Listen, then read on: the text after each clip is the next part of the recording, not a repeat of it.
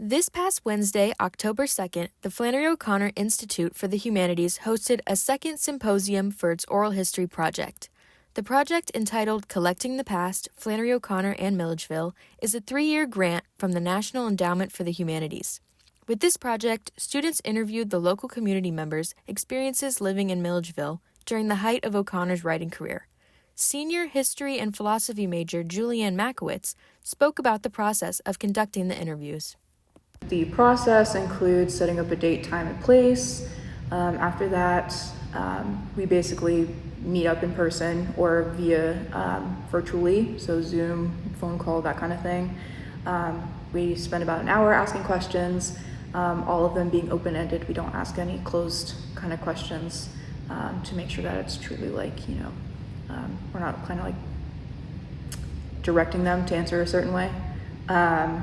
And then after that hour is up, we then take the interviews and we transcribe them, and then they're posted in a digital archive.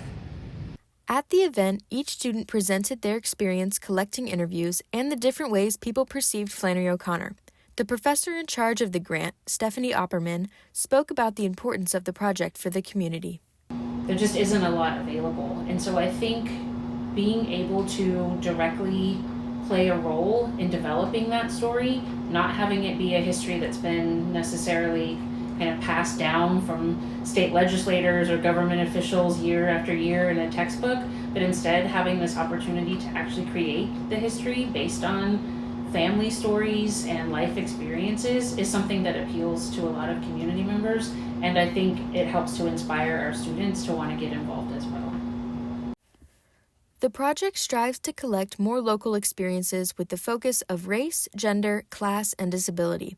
There is a sense of urgency to collect these stories about Milledgeville and O'Connor, since there are not many people alive today from her time. Opperman explains the goal for the project once it has been complete. So the goal of the project is to have a space where community members, Flannery O'Connor scholars, people interested in coming to Milledgeville at some point can all utilize the stories that have been collected on the Digital Library of Georgia. So that's where they'll eventually be housed. It's an open access option that is available to everyone. And that students will take what they've learned from this experience and look for more ways to introduce oral history into their studies, their research, their professional interests, and also just their lives. Overall, the project has been successful so far, and the community has responded positively to the experience. Reporting for GC360, I'm Abby Helgesen.